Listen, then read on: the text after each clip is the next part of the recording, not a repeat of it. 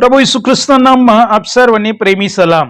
લેન્ટના 17મા દિવસે આપણે જોયું હતું પ્રભુ ઈસુ ખ્રિસ્ત કહે છે ચિંતા ન કરો, અને આજે 18મા દિવસે પ્રભુ ઈસુ આપણને કહે છે બીજાનો ન્યાય ન કરો.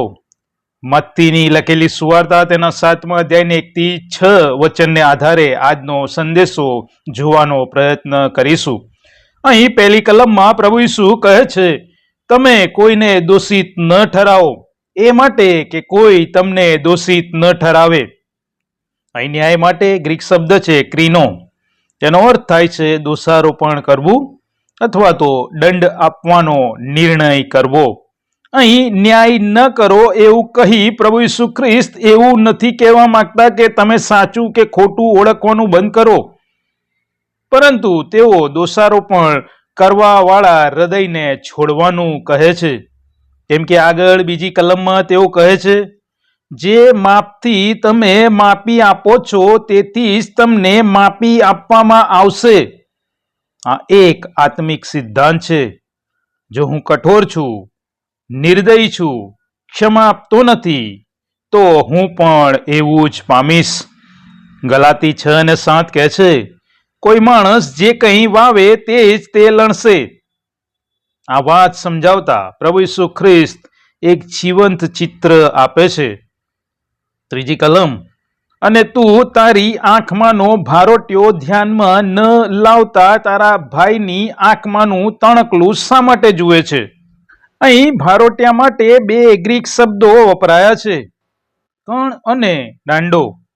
કણ માટે કાર્પોસ શબ્દ, તેનો મતલબ થાય છે નાનો કણ, અને દાંડો માટે ડોકોસ શબ્દ, તેનો મતલબ થાય છે મોટો લાકડાનો થાંભલો.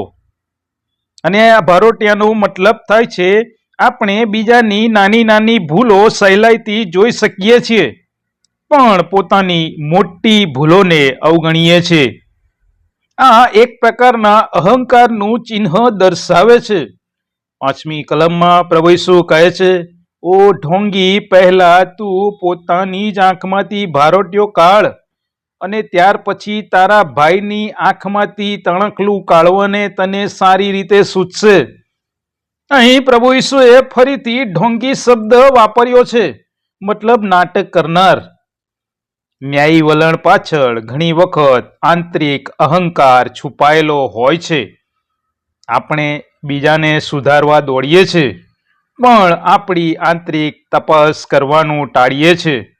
પ્રભુ ઈસુ કહે છે પહેલા પોતાની આંખમાંથી ભારોટિયો કાઢ, મતલબ પહેલા પોતાની આંતરિક તપાસ કરો. અહીં બહુ મહત્વનો ક્રમ આપેલો છે. આત્મિક વૃદ્ધિ શરૂ થાય છે સ્વ પરીક્ષણથી. આત્મ પરીક્ષણથી આત્મિક વૃદ્ધિ શરૂ થાય છે.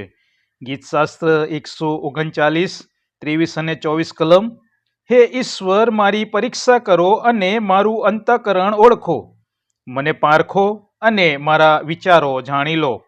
મારામાં કંઈ દુરાચાર હોય તો તે તમે જોજો અને મને સનાતન માર્ગમાં ચલાવજો. બીજાને બદલતા પહેલા પોતે બદલાવવું પડે. આગળ 6ઠ્ઠી કલમ કહે છે જે પવિત્ર છે તે કૂતરાઓની આગળ ન નાખો. પ્રભુ ઈસુ અહીં શીખવે છે આત્મિક વિવેક જરૂરી છે. આંધળો ન્યાય મતલબ આપણે ખરાબ હોવા છતાં ન્યાય કરીએ છીએ, તે ખોટું છે. પણ આત્મિક સમજ જરૂરી છે. દોષારોપણ ન કરો, પણ સત્ય અને વિવેક છોડશો નહીં. વાલાઓ, લેન્ટનો આ સમય આત્મ પરીક્ષણનો સમય છે. શું હું બીજાની ભૂલો પર વધારે ધ્યાન આપું છું?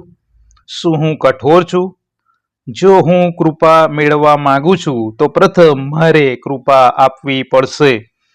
ન્યાયી હૃદય કહે છે હું સારો, તે ખરાબ, પણ નમ્ર હૃદય કહે છે હું પણ કૃપાથી બચ્યો છું.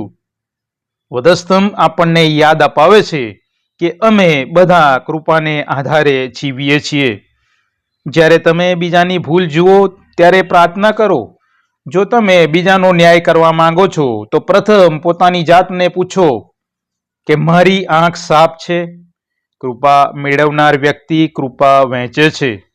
આજની પ્રાર્થના, હે પરમેશ્વર પિતા, મારા હૃદયમાંથી ગર્વ દૂર કરો મને કઠોર નહીં પણ દયાળુ બનાવો. પહેલાં પોતાને તપાસતા શીખવો. કૃપા આપો અને કૃપા વહેંચવાનું શીખવો. પ્રભુ આ બાબતો સમજવા આપણ સર્વની સહાય કરો. આમેન.